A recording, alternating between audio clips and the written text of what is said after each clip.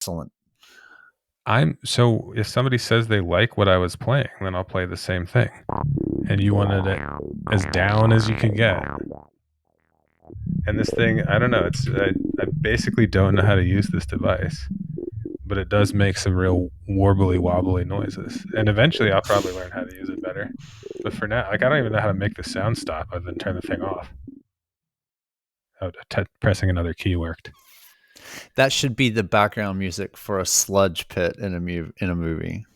The older I get, and wouldn't say I'm old per se, more middle, early middle, but the more time I've spent on Earth, the more I feel like so much music is background to things, and my interest in making music that is the background to something as opposed to music that's the foreground just goes up and up and up and up and up. Like if I could just make a cool sound that was in the background of a video game or in the background of a commercial, that's cool.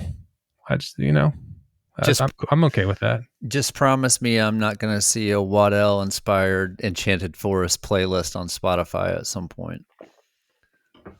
On the checklist definitely for Happy Job Records is to have a Spotify for the podcast, because every song that's been referred to, every band that's been mocked or revered, all needs to be on there. It's basically going to be 90% Guar, 10% Kenny G. Oh, I've got to shut these notifications off. Did you hear that last one, by the way? Not at all. Okay. Well, maybe I'll just suffer through it then. Well, we're back, and you've got a bone to pick. No bones to pick. I feel like I reflect on our conversation immediately after. Like, dang it! I wish I hadn't picked that bone. I was a little ripe yesterday. I feel like, but But today we're talking about intellectuals and anti-intellectualism. I assume that based on the way they're written, that this is supposed to be a contrast. It's if we're talking about, which we are this week, if we're talking about competency crises, and I maybe a little over emphasized my point yesterday about, I think most folks, when we talk about competency crises today, have a view on that focuses on hourly workers and wage earners. And I feel like the competency crisis, that's the last line of observation. I feel like the competency crisis that we have, and I think there are some cases for all of these that we're talking about, involves people higher up the chain, for starters, whether it's public policy or, in today's instance, our intellectuals. Our smart people need to be smarter, and they need to do what it is that they say they're doing, science. They need to do science better. And the prism for that, for me, are historic figures like Planck and Semveitz and Einstein even. I mean, can you imagine being the guy who challenges Newtonian physics? Is there? I can't personally imagine that. No. Well, that's in the vein of evaluating intellectual competency crises. Who's doing that today? Especially for whatever the reason. I've got a couple of quotes on Planck. One from him and one from Max Born that maybe we'll get to later on. But I guess maybe a little bit of context. Maybe not everyone will know who Max Planck is, but he was a theoretical physicist, Germany, I believe, and had a number of contributions to the field before sort of his seminal work introducing uh, the concept of quantum physics early on. A lot of other folks involved with that, but he had some mathematical equations that were integral to that discussion. And he was one of the scientists who, and similar to what we were talking about in Newtonian physics, for from the 1600s to Einstein was the law of the land and the law of the physics land. And you who would dare challenge Newtonian physics? So I guess there are a lot of examples of that, and we can get into them in more depth. But I guess if we're my framing of competency crises for intellectuals, and I'm talking to you, PhDs, is their tenet number one of the science. A lot of that nonsense floating around the past few years, but the tenet number one of science is question everything. Like, there is no certainty in science. And I think that's sort of I think that's competency crisis. That's my point of contention number one with our intellectuals, is there is no settled science. There is nothing there shouldn't be if you're doing it right. There's nothing that we take as unquestionable. There's nothing that we shouldn't want to test new theories against. That's progress. That's intellectual curiosity for the sake of intellectual curiosity. And I think, at least publicly, our public, maybe behind the scenes, folks are doing that. Maybe there are pockets where that happens. My hunch is that's the case, but it feels like if you follow the dollars, if you follow research dollars, most of what our intellectuals are doing are commercially bent, and they're not challenging orthodoxy, and that's a crisis. That's a competency crisis. I feel like what's been beneficial for us as a species to this point are people like Max Planck and Semveitz and Einstein and a million others that have really been ostracized for questioning the orthodoxy, and I don't think we have enough of that today. I question everything, including whether there's a bias towards prominence. So when you have all of philosophical and physical science at your disposal, looking backwards, you can compare.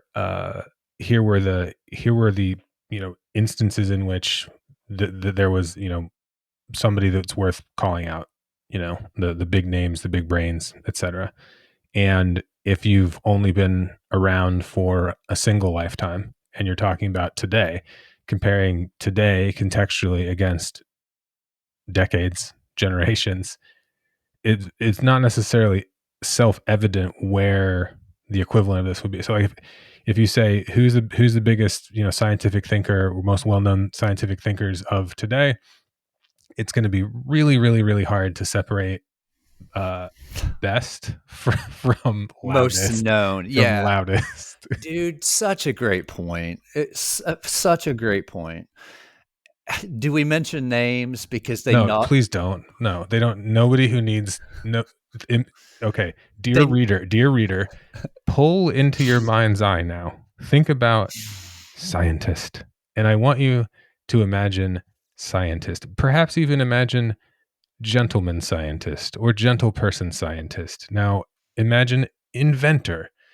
Now, come up with an amalgam of what this person does, what they look like, where they are in the public eye. Throw in some Tony Stark. That's Iron Man's alter ego, in case you didn't know. And now imagine a real version of that person. Take your pick. There are multiple to choose from, some more prominent than others. And I really, really don't want to name names here. So I won't, but it's such a good point. Yeah.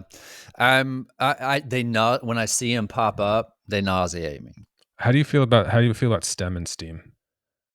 STEM and STEAM. STEM meaning science, technology, engineering, math. For STEAM, sure. same thing plus art. How do you feel about those Oh, as acronyms, as programs, as flashpoints? Do you have feelings about this? I feel like I should salvage. I asked what you meant by STEM and STEAM. Clearly I know what STEM is. Yeah, but Steam's the new one that has art. And by new I mean I don't know when. I'm not going to bother citing a source because I'm not a scientist. 100% anecdotal, Yeah, myself included. You, the number of people I know, and I would throw. It's there's a bunch of different ways we can take this conversation. The overlap between artists and scientists in direct anecdotal experience for me is strong, is significant. I know a lot of right. people who not only are satisfied in both, but actually practice in both, and have scientific minds, but are also very creative. And we've been taught for so long that if you're mathematically inclined, that's just one hemisphere of your brain, and the creative artistic side is the other hemisphere of your brain. I know there's a research out now that questions the binary nature of that, which that tangent side detour. We'll wait. I'll wait. There's too much to get to. I think an hour is too short. But Okay, let's go back. Let's focus a little bit. I have a hard time. The reason I bring up STEAM and STEM is I know and work with a very large number of engineers. So I have the E pretty well covered. Uh, if you count data scientists, I work with some mathematicians, but not many. Uh, T for technology. I mean, we're talking like that's so broad. It's yeah, so broad. Like as a job function, do I know people who are technologists? Do my kids know people who are technologists? Sure. But it's so vague as to be difficult to assign a job title to or even a job function to technology. And then scientists, this one shocked me. Like I realized when I was in my mid 20s that I didn't know any scientists. And then I met scientists and I was like, you mean like you're a scientist? As in you the job that you do is scientist, like we read about in books? Like, I'm a scientist. Well, like what do you mean? I'm like, what do you mean? What do I mean? What do you mean? I come from the land of liberal arts majors becoming middle managers. We don't do science here, and that was I don't know. It felt like a little bit of a slap in the face because it makes science or scientist as a job feel like a thing that is either anachronistic or it's a thing of the past or it's somehow like shoved off into a corner of Earth where like the average person may not know. Like I don't know. Like does the average person know 10 scientists? Probably not. I'm speculating here, but I feel like that is a phenomenon similar to what we hear in manufacturing. People complaining about like, well, nobody knows manufacturing anymore. Like nobody knows a machinist. Like, okay, fine. I mean, if you know where to look, anybody can go meet a machinist. Every single town in America over a certain size has a machinist somewhere in it, right? Like, but that segmentation and specialization means I don't feel like I know a lot of scientists. Also, same applies to farmers. I was like 33 before I met a farmer. Oh, see, I grew up in rural Indiana, so I've I've got a cadre of farmers in the knowledge bank. Did you have a lot of middle managers that you knew growing up? No, we were agrarian, so if you worked with your hands, whatever that job entails, I know those people. And coincidentally, not to revisit yesterday's conversation, but I've met a lot of people over the course of globally, and over the course of music and work and everything. And I still think, without a doubt, the people that I most appreciate and I think provide the most value are the people who turn wrenches, and this is a broad group. It's not just wrench turners per se, but it's people who build things and fix things and create things and keep things running. And those people, and I grew up around those people, they have their faults. And they have, maybe in some instances, a limited worldview that they would do better by themselves to expand. But in terms of utilitarian to society, yes, I know lots of farmers and machinists, and they're awesome, pragmatic, um, capable people. I will say I might not have been average because I knew dozens and dozens of pilots and soldiers. Well, you do also live in pilot and soldier capital. Yeah, I mean, I knew lots and lots and lots of pilots and soldiers. you So that, prob you probably know more CIA and security people than even you realize as well. yeah, they don't. They generally won't tell you, For sure. and then everybody else has to guess. Uh, Yeah. what about academics? Did you know academics?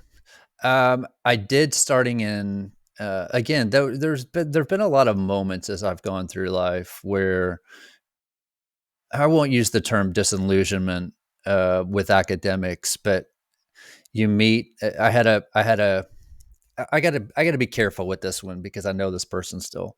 But one of my professors, um, a STEM professor, I knew, and just a very unimpressive person. And it started to shape my worldview of thinking about what intelligence is. The whole conversation about IQ. We mentioned Taleb yesterday. That's another area where he's, he's been very impression. It's made an impression on me.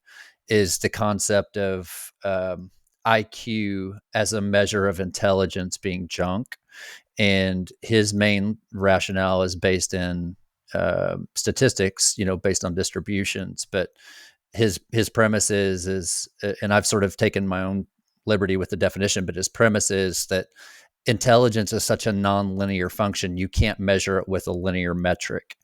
And people talk about, well, what about increases in income, and there's a correlation between a person's IQ level and their income. I think IQ is a measure of not unintelligent, a command of facts. And I think most people associate intelligence as command of facts. And of course, you're going to earn more money or have a different status in life if you have a command of more facts. But that's not, intelligence is a more nonlinear measure. I've met a lot of people with degrees and money that aren't very intelligent. And so I think there's a we're talking about meeting people of academic background, and I think it's like we talked about yesterday. And I'm circular with all of these conversations because I think they're interrelated. But I think there's a normal distribution of academics, just like every other profession. Some are really good at what they do and intelligent. Some are mediocre, and some are bad. And I don't think just because someone has put in the time to earn a PhD or been in school for a number of years, that doesn't necessarily mean they're intelligent. I I lean towards systematic and systemic explanations. So, uh, it's like there's every reason to believe that there are smart people in lots of different functions and lots of different places. I think I think that it's potentially disillusioning to find that academia, meaning all of it, is not like a major sink for above average. It's not above average students, not necessarily for above average, smarter than average people either. Like if you take all schools across all places, you really can't make the same judgment as you can about individual programs or individual, centers or individual schools. So the institution of higher or institutions of higher learning to me seem to have taken a valid concept. Let's put a bunch of smart people in a place and make them think about stuff and try and do stuff that requires heavy thinking. I think that between the job training requirement of the university system and the like social and basically the business of being a university and the cachet associated with the assumption that university therefore means attainment, that puts a lot of pressure on the system to do things other than be centers of big brain, big thinking. But where's the counterpoint here, right? Like, so the competency crisis point about things are at risk or getting worse, and I mean, are you trying to get at the tension between intellectualism or like academic focus versus anti-intellectualism? Do both of those play a role? Is anti-intellectualism as toxic as, dogmatic intellectualism? Like, tell me more about the contrast between the antis and the pros here. I think it's more for me, when trying to frame this conversation. It's Yeah. more about, I'm more interested in the phenomenon of academics, PhDs, folks in research settings that are very herd-like in their thinking, and how antithetical to science that actually is. And that's the problem that I'm trying to highlight. There've always been and always will be anti-intellectual people, a lot of them. And those people, are always there. And that's not necessarily what I'm thinking of. I'm thinking of the anti-intellectual nature of our best and brightest. Right. Folks who are supposed to be leading, sort of the champions of the tenets of science, especially in my thought on this the past 3 years, as we've watched, sort of all these unique circumstances unfold. I've heard some of the most crazy, whatever your position on anything, this is not a value judgment discussion in terms of policies or things that have happened over the past few years. I'm bored with that conversation. What it is you don't have intellectuals whenever there's this intellectuals, academics, scientists, credentialed doctors, physicians. You don't have intellectuals that make statements that squash people's curiosity or inclination to question any tenet of science. There is no settled science, period. That's scientific tenet number one. There are things we've wrestled down, and that's why we started talking about Planck and Einstein, and Simvites is a great example of that. The dude got committed to a mental institution, fired from his hospital job in 1849 in Vienna, committed to a mental institution for suggesting that the medical community was responsible for deaths of pregnant women because they had dirty hands after handling cadavers. Well, we laugh at that now, but he was a heretic at the time. Literally died from being beaten in a mental institution because he wouldn't shut up about people needed to wash their hands. They're killing pregnant mothers or mothers who had given birth. How much of that have we seen in some form or fashion over the past few years? And to me, if we can't count on our best and brightest, I mean, you can follow some academics on Twitter, and you might as well be in a trailer park somewhere. Intellectually, they're simple, very simple people, simple intellectual people, but they have credentialed degrees. I think they need to be better. I think our academics need to be better. I think we need to promote, whether it's the scientist who's on TV or it's the person buried in a lab in, public university, you name it. The tenets of science should be championed. These folks should be champions of the tenets of science. And that first tenet is question everything. Well, not knowing any scientists gets in the way of emphasizing science, and having science feel like a thing that you learned about in school as opposed to a thing that is going on around you all the time is also an obstacle. And at the risk of pointless scapegoating, the the overemphasis of the T of STEM technology, meaning I sit in front of a computer, or I use my phone, or I can program a game, or play video games, or whatever. All of these things are extremely available to everybody. And I would say that the basic tenets of science, as you're describing them, are very much about the good of all mankind, whereas the basic tenets of technology, as we exist with it, are mostly about how do you make a product and sell it to people.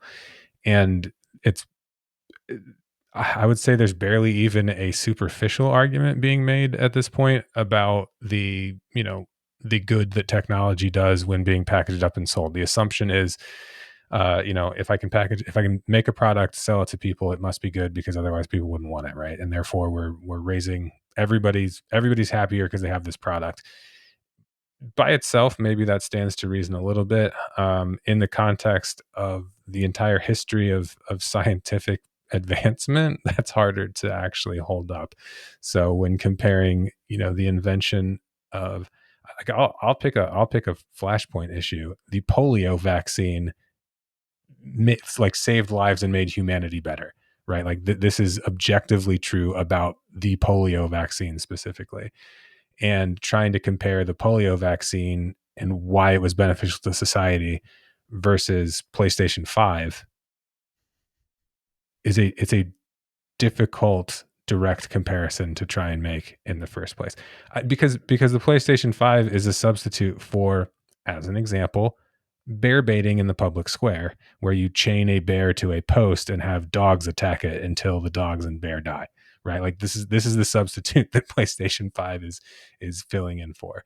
So, like, the idea that the great science exists in the past, I think, is a little bit like that's suspect when you think about what was the average person concerned with. They weren't concerned with the great science or the great philosophy. They were concerned with bear baiting and, is the rent due, and am I going to eat, and, is my neighbor going to beat me over the head with a club, or the modern version of it, like, is somebody going to steal from me, right? And do I have a roof over my head? So I think that the rarefied air piece of science is pretty timeless. And back to the timeline thing, right? So if I have, where's the rarefied air now, is hard to find when you're in it, if you don't have the benefit of some history and some filtration of, repeated evaluation of, like, what was the stuff that mattered. So I like the places where, science is getting done and excellence is being had, and, like, there are clusters of, bright people coming together to work together.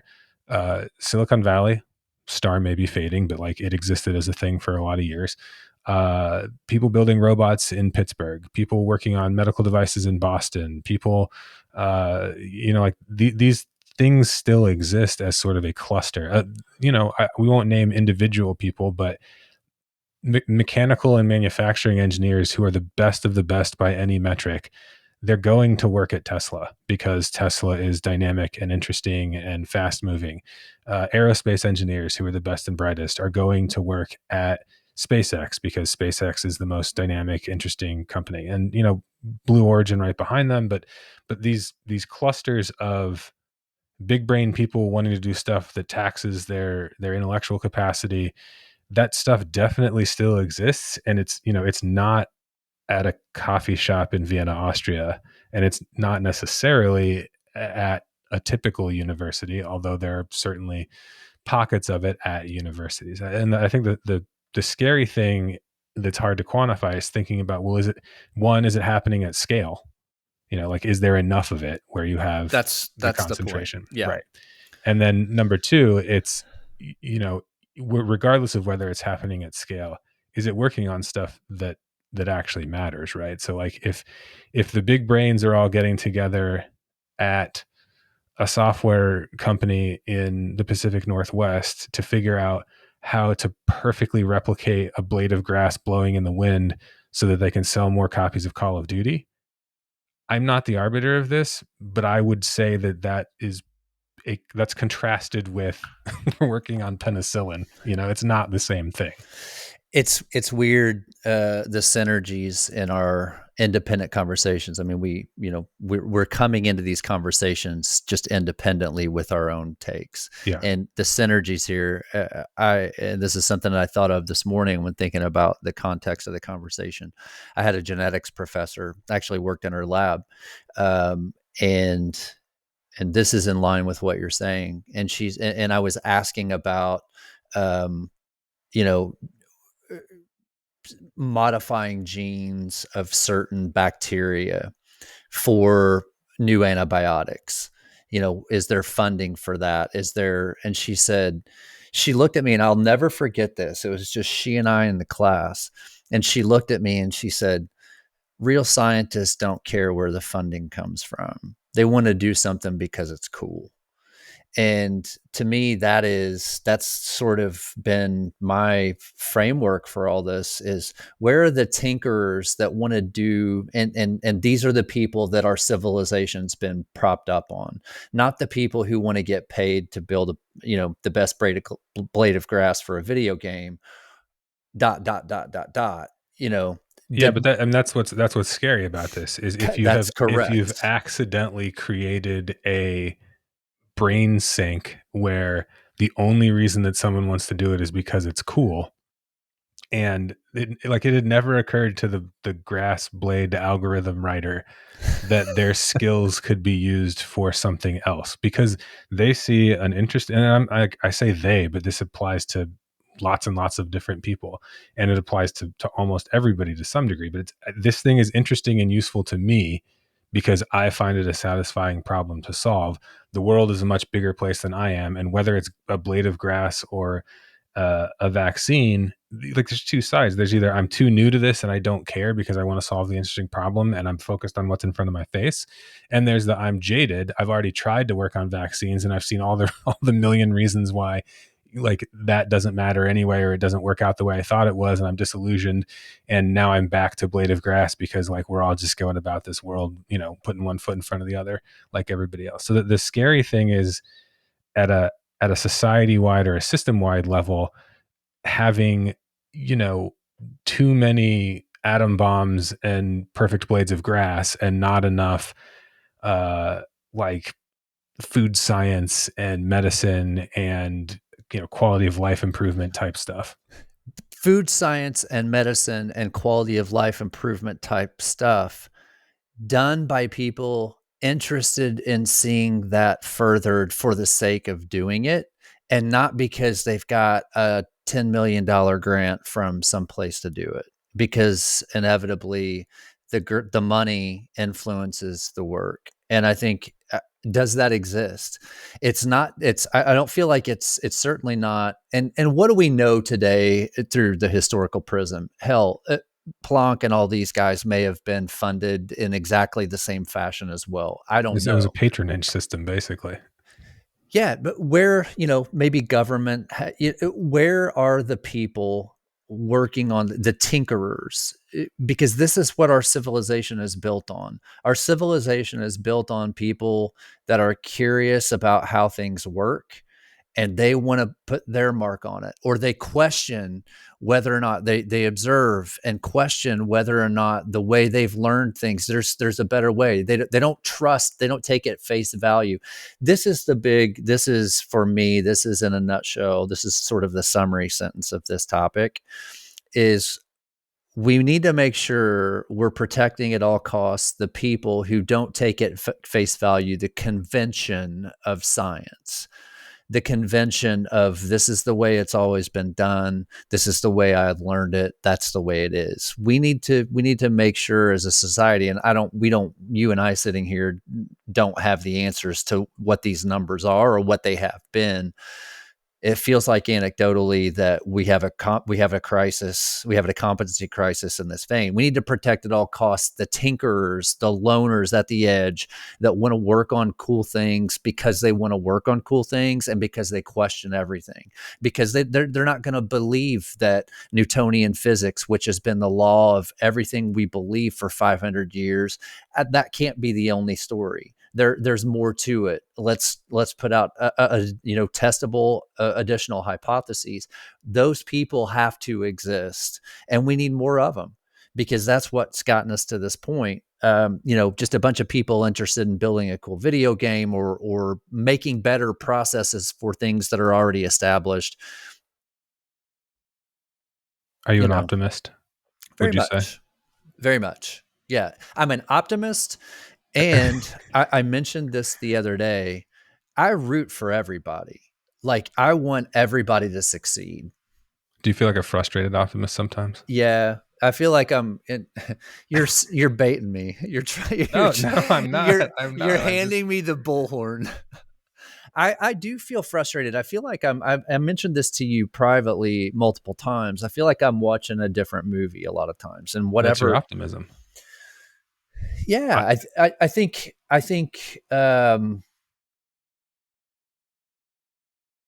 I just, you get up, you wake up, I wake up, and challenges for sure. There are challenges for sure, just in, just the course of everyday life, with interpersonal relationships and a desire to do things that are challenges. But the day is beautiful. The sky is beautiful. I'm healthy. Like, and these are not cliches. Like, these are my actual thought processes. I love life. I love being alive. And I think that there are so many endless possibilities. I have these questions too, like, how do things work? Is this, with the way, the future of work, and this is going to be something we talk about at some point. Are we doing things the right way? The little corner of the world that I know in machine learning and AI, like, are we solving problems the right way? Like, life's a big peach, and yes, I'm an optimist. See, if you can believe this, I've been called a cynic before. People have said that I'm cynical. And I said, "Well, I don't know if I'm cynical. I don't feel like I'm particularly negative as a person." I don't either. And then I looked up the definition of cynical, and the definition of cynical is believing that people act in their own self-interest. And I was like, "Well, yeah, I believe that. I guess I'm a cynic."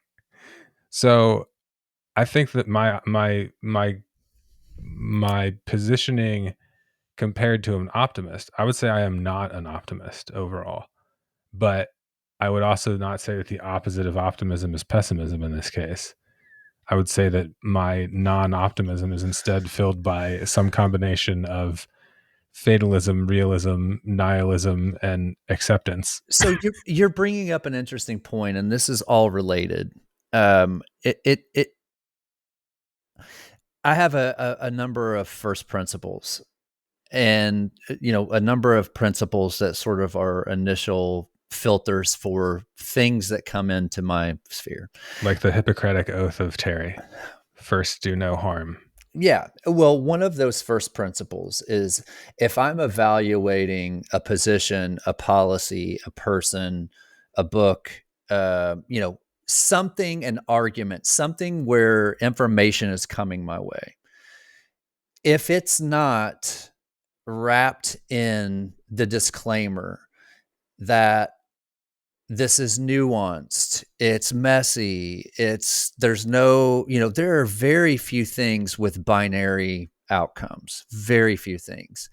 And for me, everything is nuanced. Every discussion should be, whether it's public policy, like, the clearer someone is in their position, the more of a fraud I know they are intellectually.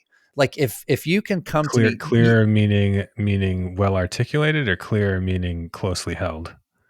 clearer meaning there's a really clear explanation for a position. Like, this is simple, it's just this way. Life, This is simple. Those are dangerous words. yeah, like, everything. I think everything as a measure of authenticity. Everything is messy.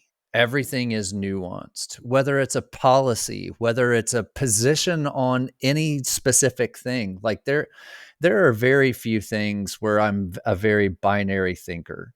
I'm binary in acts of love with family members, and I'm binary in feelings of empathy and sort of the human nature of how I want to live my life. But in terms of intellectual thoughts or arguments or discussions or anything where someone is trying to convince me of something, the messier that they admit their position, or that there are complex components to any position or any argument, the more authentic I think that person is. And the converse of that is true. If someone is, just intent and incredibly clear about this thing that is, it's easy. For example, again, we'll talk about this later in the week, but all these things are related. If people are, if you can have a politician or someone that you are going to, a team that you're going to root for, and you 100% believe, like, this is just I think this would, everything this person said is, I'm in agreement with this person. We have too much. That's a competency crisis. But I think that your point of having, at simultaneous feelings of optimism and cynicism and all these things, I think that's a first principle for me too in intellectual matters. Is if it's not messy, it's probably not a position that I subscribe to. Do you know the economist Tyler Cowen? Do you know this guy? I know the name. So he, a long time ago, he gave this talk on, I think the title was something like, be suspicious of simple stories or something like that, which by itself is interesting, except the irony of the talk was that as he gave the talk, it was a simple and straightforward title with a simple and straightforward story to tell you to be suspicious of simple and straightforward stories. Yeah. And by the time he gets to the end, everything I know was thrown into question, and I didn't know what up was anymore. And like, well, that devolved rapidly. Yeah, I don't know. I think I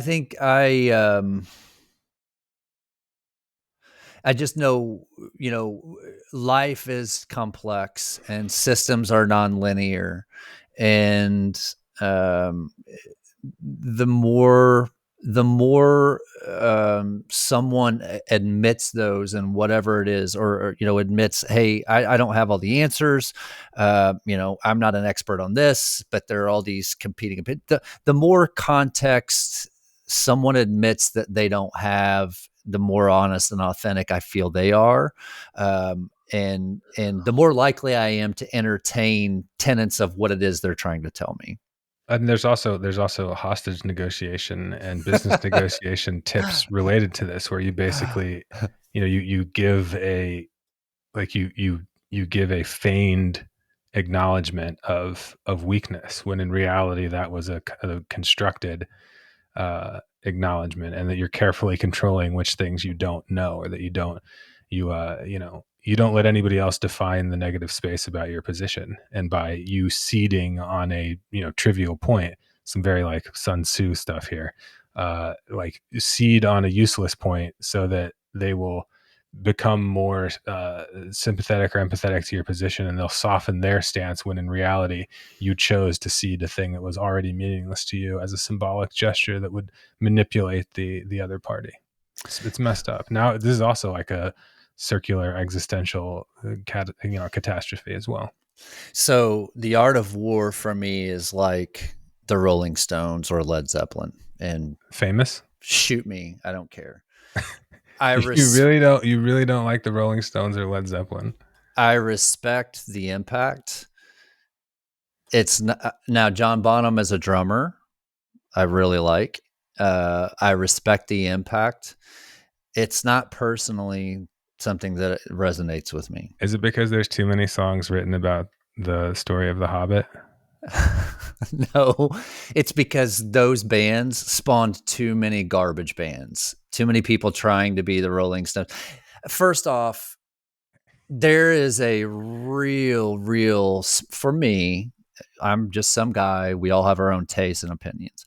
There is a real small margin for error for blues rock bands. For me, like I can't think of many that I like. Uh, and for me, the archetype of that band is the Rolling Stones. John Spencer. Oh, no, Nobody likes John Spencer. it's yeah, Uh, have you heard Ventilator Blues? Do you know that song? no. All right, it's going on the Spotify playlist. Oh no. What's your most hated Stones song? I gotta imagine there's a lot of candidates here. Start Me Up's one of them. Yeah, I could see that. Just because, if you're on Just picturing like a chubby, ill-fitting suit guy, like at a pep rally, clapping his hands over his head with like yeah, the suit tails kind of coming out to yeah. start me up, and then like he's gonna go jump in the F-150 and No, no, put no. one arm out the window. Not this is not an F-150 guy. This is a G series. This is a Mercedes driver. Ugh. Yeah. Okay, you have to choose Stones or Aerosmith. Oh, Jesus. What era of each? All of them together, Comprehensively? comprehensively, every single era. I mean, I'm going to take the Stones. You don't need to elaborate. Stones or Beatles? Oh, Beatles. Are Beatles and Stones even in the same ballpark? No, not to me. But see, here's the thing. I think they probably had the same impact. I think, if you're evaluating influential bands and his rock and roll bands in history, I think they've probably had similar impact. But the family tree, the lineage of the Beatles, I more relate to. The Aerosmith, lineage the Aerosmith or the Who? the Who. The Who or the Stones? The Who. The Who or the Beatles? The Beatles. Yeah. The zombies or the Beatles. The zombies. Get out of here. I'm serious. It's your taste and your opinion, so go for it. Oh, are you a Yardbirds guy? Usually, any conversation about the best rock bands ever comes back around to if you don't care about the Yardbirds more than anybody else, you're an idiot. So I figured I needed to get that out now. Yeah. I mean, in terms of people who have control of their instruments, maybe. Sure. Songs that resonate. See, that's the thing for me too Music's is big, man. There's a lot of music out there. Can do a lot of different things. Can't be a zealot about it. who do you think's the most impactful rock and roll band ever? Rock and roll band? Yeah. The Beatles. I mean, I feel like it's unambiguous. Like, and Elvis is the most influential, like, pop rock artist ever, probably. Okay. Pet Sounds or Revolver? Personal preference or influence? Both. Personal preference, Revolver by a hair, but overall influence, Pet Sounds, just because it was novel production, and I like production. Yeah. It's such a boring technical answer, though. No, I could stop out. That's why I like you. There's no dissonance between you internally and that answer. I don't And really I like. like I that. don't listen to Revolver, and when I think about Beatles songs, I dig. Revolver doesn't have a lot of tracks that are on my go tos, and same for Pet Sounds. Like I don't listen to a lot of Beach Boys. I think I ended up with like a stereo copy of Pet Sounds, which is horrible because it was produced and recorded in mono because Brian Wilson was deaf in one ear, and like I apparently am missing the intention, and I have this bastardized version of the album. But it was really cheap, so I got it because it was the cheaper one, and it was there. So I'm not a purist about either. My favorite Beatles is probably. I mean, I love Sgt. Pepper and I like the White Album. Rubber Soul. Yeah, I don't like any songs on Rubber Soul. Oh, really? Yeah, but that's just me. White Album's great. I like it. I like it all. I mean, I like the Beatles. I like the fact that the Beatles didn't keep making music into the 90s, so we didn't have to judge them against a couple. Like you talked about eras, and there were a lot of questionable eras of Aerosmith and Rolling Stones. So like during, like, I don't know, like maybe from 1991 to 1994, there were more Aerosmith songs recorded and played in that time that resonated with me than Rolling Stones songs. But like they felt old as heck by then, and that that was 35 years ago. So that's a great question to consider, and I'm going to ask of you. Do you think there's a shelf life? Who, I forget who had the comment, but someone made the comment about a comedian or a boxer, maybe, that it's hard to to sustain it because once you start rolling out of the satin sheets, you lose the motivation. I feel like there's a shelf life on the amount of great music a really well-known band can make, um, because So great. somebody else who is hungry is going to come up and be more inventive than Correct. you. Correct. And if you are an artist who loves selling out stadiums, all roads devolve into, the Commercials. Billy Joel and Elton John, Yeah, together tour. Which, like, if you want to go see a major stadium spectacle with two huge artists, go see Billy Joel and Elton John. Fine. Like, I don't have a problem with that. for sure. But is that innovating in, songwriting? Writing? Not necessarily. There may be technical proficiency, there may be production stuff, like, but the stuff that's new and interesting and novel there isn't going to be like, oh man, like Elton John is out here really pushing the limits of music right now. Like, that's just not going to happen. It's going to be like, this is great music that a stadium full of people love and pay lots and lots of money to go see, and that's great. If what you want is like somebody who has something to prove, you're going to have to look elsewhere for that. And both can exist at the same time, and both will exist at the same time. I also don't like impressionist paintings. There you go. I don't know anything about painting. I think, yeah.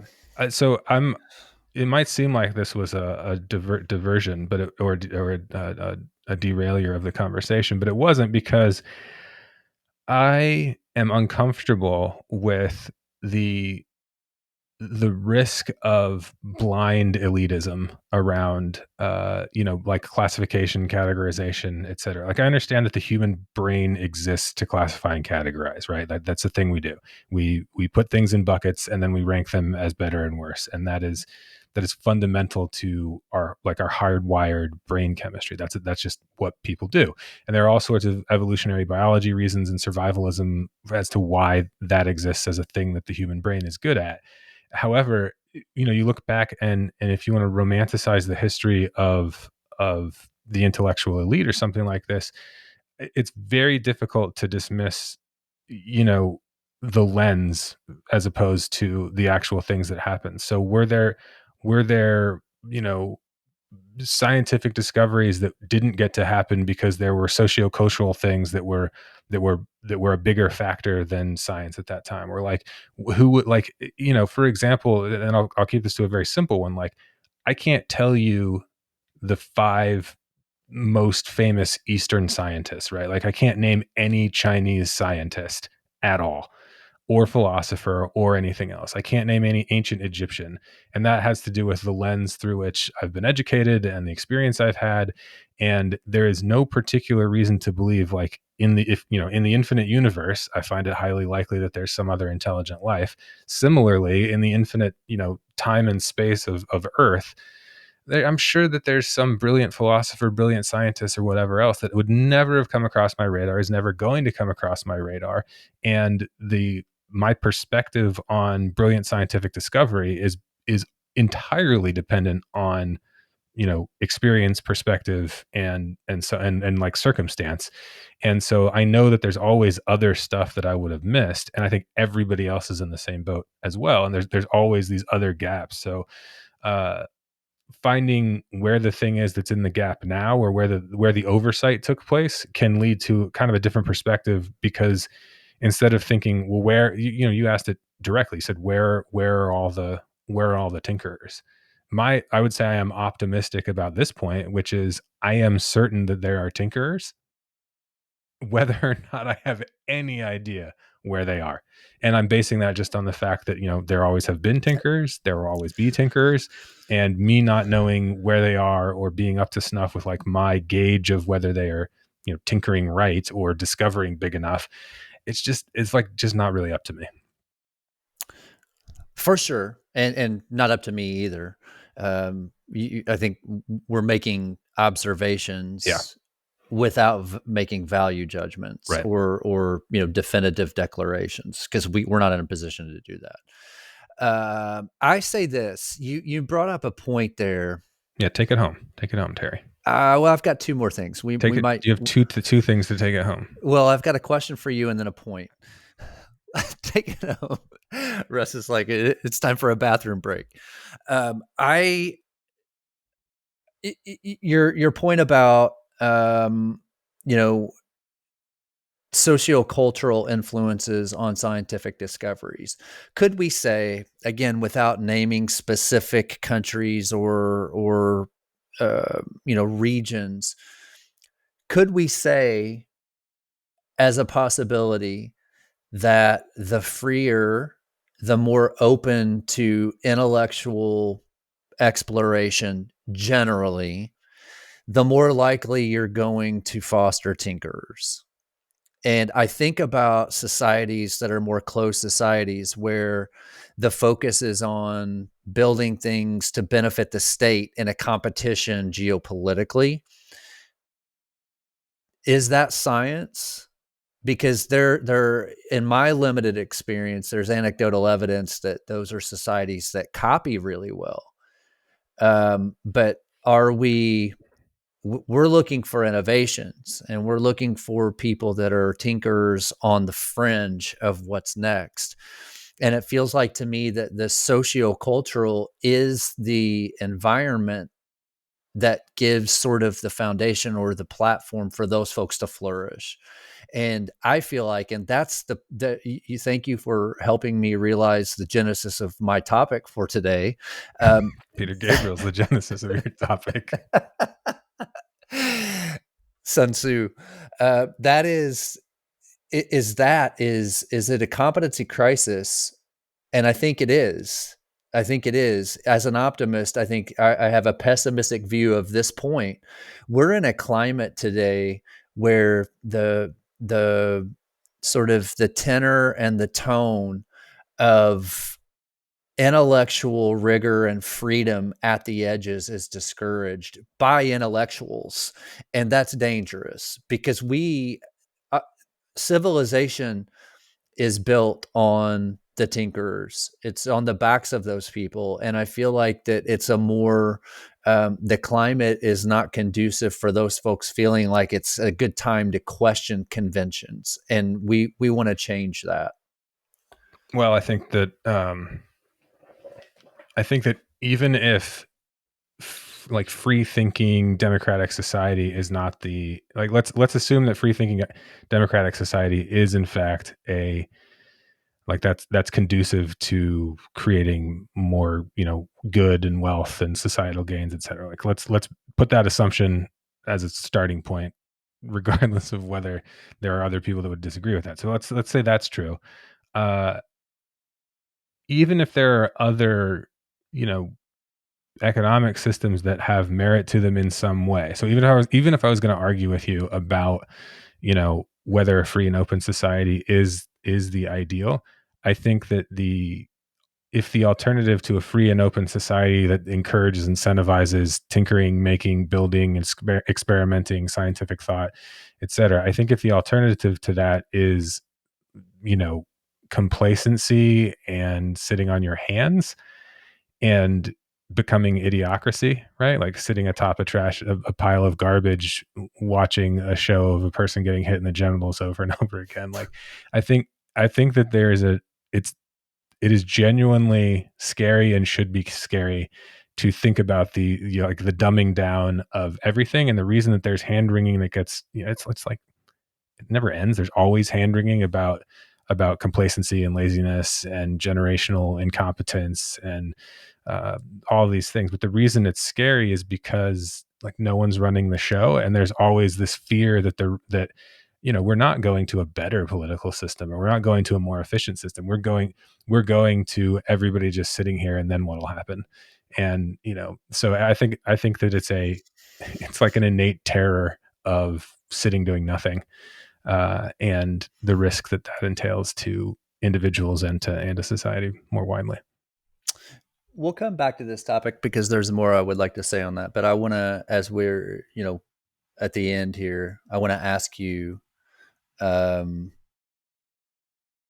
do you have a packageable definition of intelligence?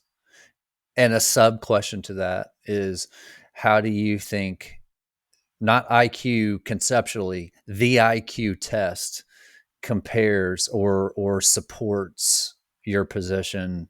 What's the interplay between intelligence Yeah, and the IQ so I test? cheat on the answer to your question, because I do have a concise answer, which is, I mean, IQ is just like a mental horsepower measure. It's your capacity to compute things in your brain, or hold information or reason on things.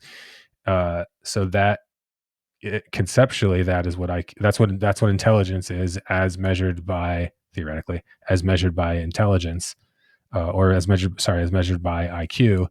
I think that the IQ test and the critiques of the IQ test that Nassim Taleb put out, are those are valid critiques of the test and the methodology. He goes as far as calling it like pseudoscience at best. I also think that even if you can accurately and objectively measure IQ, that there's a lot more to getting things done than IQ. Like there's a lot more that matters than intelligence by itself. That it's one component. I mean, like, well, let's reduce this to its most completely ridiculous thing here, but like physical fitness, like if you were to compare physical fitness and IQ, both of those can matter. So if Stephen Hawking is not physically fit but is a brilliant mind, you know, he is not going to be able to play football. But if you're amazingly good at playing football and are also pretty smart, well, like that's the guy that you are, is you have the trait of physical fitness and the habit of physical fitness, and you are different from Stephen Hawking in this or that or the other way. But like, and I guess football is a bad example if we're going to trash entertainment as a thing unto itself, but like Stephen Hawking and I don't know, like pick your football player. Wouldn't really put like a particular judgment on like the intelligence of one is better than the other. It's all just like a balance of traits as far as I'm concerned. Like, and you can throw kindness in there too. Like if you are a brilliant person, but everyone in your life thinks that you're a jerk, I mean, that's not great. Well, what you're hitting on at the end is, and I just asked you so I could tell you my Yeah, go for it. definition. Go for it. Yours is probably better than mine. No. It's a slightly different take. I feel like the IQ test, and I feel like this is, again, I think I've repeated, not to repeat the point I make earlier, but Taleb's point is that intelligence is very nonlinear, Yeah. very nonlinear. And you mentioned kindness. I'd say intellectual curiosity is part of Yeah. that. Yeah. Motivation, ambition. He has these characters. If you've read the Incerto, which, I'm not a Taleb simp, but I think there's a lot of things to take from it. If you read the Incerto, he has these characters like Fat Tony, who wasn't, wouldn't be considered necessarily a high IQ guy, but is practical and intelligent in a pragmatic sense and a utilitarian sense. And I think the definition of intelligence has largely rested on an individual's command of facts, and that's very linear. And intelligence is a very much a non-linear function and phenomenon. You and I both know a lot of people with advanced degrees that aren't intelligent, that have a command of facts, that have accumulated and can command a bunch of facts. But I'm saying, as I think, parroting Taleb's point, I think intelligence is not just a command of facts. It's a non-linear system that IQ measures a portion of. and we can't really, you know, and the argument against that is, well, look at earning potential and IQ. Well, yeah, if you have a broader command of facts, there are more opportunities for you to do things commercially and earn a higher salary. That's not necessarily a measure of intelligence. I think you can make whatever definition you want as long as you call it Terry's definition. Yeah. The nonlinear. Everything's nonlinear. There are very few things. That's a. We'll come back to that as a topic too. Everything is nonlinear. You heard it here first.